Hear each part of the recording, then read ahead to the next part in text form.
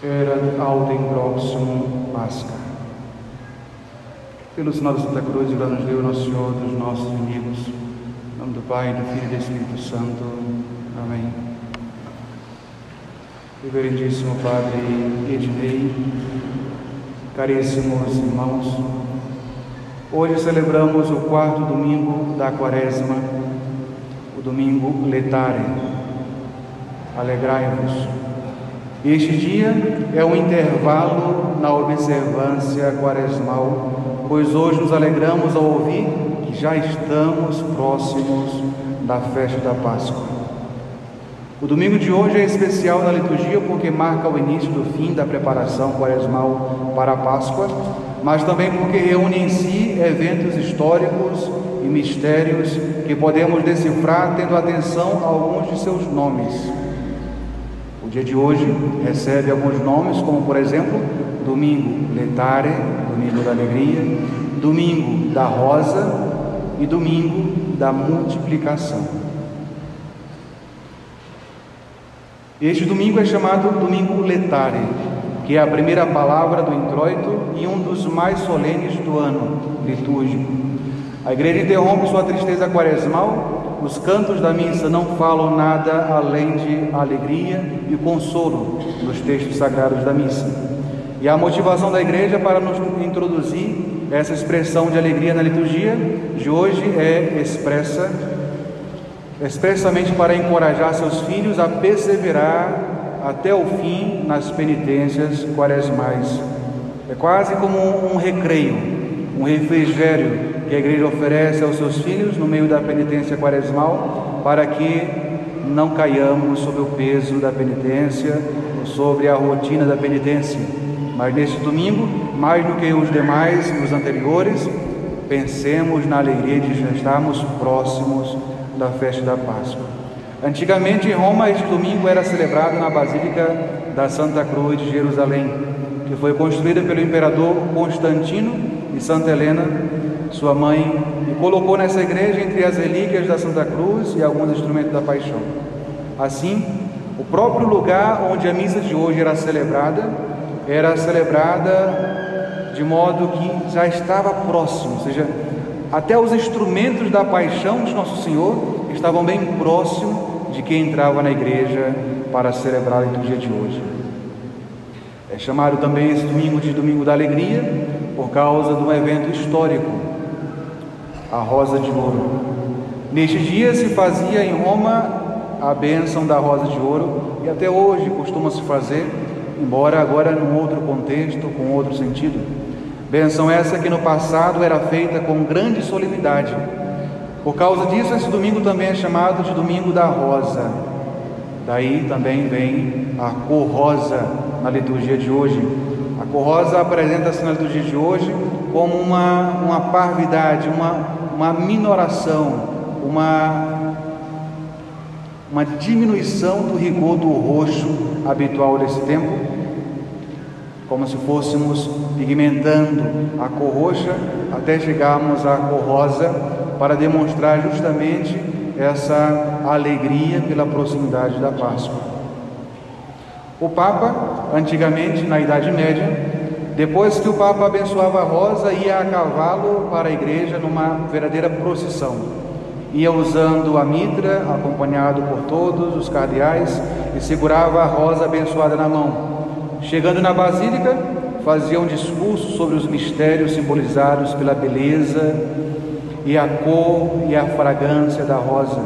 E após a missa, o Papa retornava ao seu palácio de latrão, ainda com a rosa na mão. Quando chegava aos portões do palácio, alguém deveria ajudar o Papa a descer do cavalo, e por essa cortesia filial, o Papa entregava a quem o ajudava a descer do cavalo, entregava em recompensa essa rosa de ouro. Atualmente, a cerimônia não é mais tão solene, mas os principais ritos ainda são observados. É comum o Papa enviar a rosa a alguma pessoa ilustre, como sinal de honra, de distinção, ou alguma cidade, ou alguma igreja, ou alguma imagem sagrada.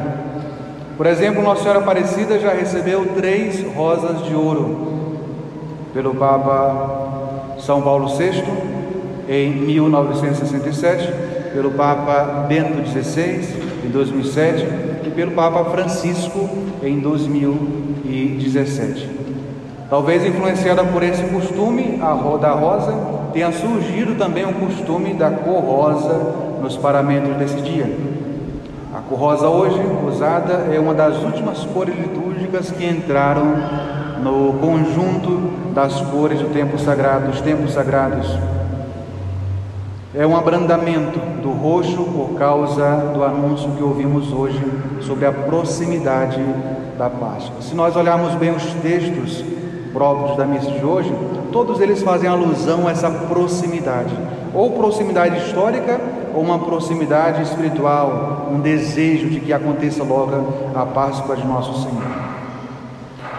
Na epístola que nós acabamos de ouvir, nós ouvimos da boca de São Paulo uma belíssima alegoria sobre as 2 mulheres e os 2 filhos e o que essas imagens representam. São Paulo, falando aos Gálatas, diz que Abraão teve 2 filhos, um filho da escrava, Agar, outro filho da própria esposa, da mulher livre. Caríssimos irmãos, a igreja que nos deu a luz, a igreja não é escrava, mas sim a livre, e nos deu a vida para desfrutarmos de liberdade diante de Deus. Israel serviu a Deus por medo, seu coração sempre inclinado à idolatria, precisava, hora por outra, ser reprimido com frequência, e o jugo precisamente era pesado em suas costas, porque, nas palavras do próprio Deus, aquele povo era um povo de cabeça dura. Nós, mais felizes do que Israel, servimos a Nosso Senhor por amor. Por isso, diz Nosso Senhor, o seu jugo é suave e o seu fardo é leve. Nós não somos cidadãos da terra, estamos aqui apenas de passagem, como também vai dizer São Paulo. Nossa única pátria é a Jerusalém celeste. A Jerusalém da terra é deixada para os judeus. Com sua esperança egoísta, desprezaram a Cristo e tramaram sua rápida crucificação. Por muito tempo, nos arrastamos sobre a terra por causa da escravidão do pecado, motivo pelo qual a própria igreja nos ensina a chamar esse mundo de vale de lágrimas. O pecado nos acorrentou, quanto mais as correntes de nossa escravidão pesavam sobre nós, mais acreditávamos que éramos livres. Essa é uma das características do pecado, nos cega, fazendo confundir a escravidão com liberdade. Pessoas há, mesmo entre nós, mesmo dentro da igreja, que pensam que ser livres é fazer o que quiser, fazer aquilo que lhe dá na vontade, fazer aquilo que as suas paixões o solicitam. Isso não é liberdade, isso é escravidão. Porém, tempo propício chegou, e os dias da salvação também são estes em que nós vivemos hoje, os tempos da Quaresma. E dóceis à voz da igreja, nós temos a felicidade de entrar nos sentimentos e práticas da Santa Quaresma. Hoje, o pecado nos é apresentado como a mais insuportável das sujeições, a carne como um fardo perigoso, o mundo nos é apresentado como um tirano desumano. Por isso, começamos a respirar, e a esperança de um resgate próximo nos inspira com vivos de entusiasmos. Por isso, agradecemos o Libertador, pois ele nos tira da escravidão de Agar, nos liberta do terror do Sinai, e substituindo o antigo povo por nós, a igreja, abre com o seu sangue os portões da Jerusalém celeste. Hoje também vemos brilhar o exemplo do poder de Nosso Senhor no Evangelho, com a multiplicação que ele realizou. É triste como hoje, em muitos sermões, em muitas igrejas, vemos esse texto sagrado que faz sobressair o poder de Jesus ser convertido apenas numa partilha entre aqueles que passavam fome. Como eles podem partilhar algo que eles não tinham? porque essa é a grande explicação que se dá hoje em muitos lugares. No Evangelho ouvimos o milagre da primeira multiplicação dos pães. Diz o evangelista que a Páscoa estava próxima, e em poucos dias nosso Senhor nos dirá: com grande desejo, desejei comer convosco esta Páscoa. Antes de deixar este mundo para voltar a seu Pai, Jesus deseja alimentar a multidão que o segue, e por isso revela a sua onipotência. Bem podemos admirar este poder criativo que alimenta 5.000 homens com 5 pães e 2 peixes. E de tal maneira que mesmo depois de todos terem participado dessa verdadeira refeição, fartando-se à vontade, ainda restaram pedaços suficientes para encher 12 cestos. Tal milagre é de fato uma prova evidente da missão de nosso Senhor. Ele pretende que seja uma figura e uma garantia daquilo que ele deve fazer em breve, na Quinta-feira Santa, multiplicando o seu próprio corpo pelo mistério da Eucaristia. Ele pretende que seja uma figura que em breve deve fazer, e não apenas uma ou 2 vezes, mas para sempre e até o final dos tempos. Não apenas para 5.000 homens, mas para incontáveis multidões de fiéis, com o santo sacrifício da missa em todo o universo. Esses homens que o Senhor acabava de satisfazer sua fome com tanta bondade e virtude de um poder milagroso, tinham um só pensamento: queriam proclamar Jesus como rei. Talvez Jesus não aceitou essa proclamação, fugiu, subiu para o monte, se escondeu daquela multidão, porque o motivo talvez não fosse o melhor. Em outro lugar, nós iremos ouvir o evangelista dizer que as pessoas iam atrás de Jesus porque viram a multiplicação dos pães. Ou seja, não muito diferente de hoje em dia, em que se corre atrás de pessoas influentes ou influenciadores de hoje em dia, políticos, pessoas ricas, empresários, não pela virtude da pessoa, mas pelo que a pessoa pode dar, pode proporcionar. Essa não é a fama que nosso Senhor deseja. Essa não é a proclamação, não é o motivo pelo qual Jesus quer ser rei. Jesus não quer ser um simples provedor, alguém que dá o pão de cada dia. Ele quer ser rei de fato, rei das almas. Este poder da bondade que Jesus manifestou para com eles o fez digno em seu julgamento de reinar sobre eles. Por isso, todos nós devemos chamar nosso Senhor para reinar também em nós no dia de hoje. Acabamos de vê-lo na epístola, ele que nos colocou em liberdade, libertando-nos de nossos inimigos. Só podemos perseverar e preservar essa liberdade mantendo a sua lei, obedecendo aos seus mandamentos.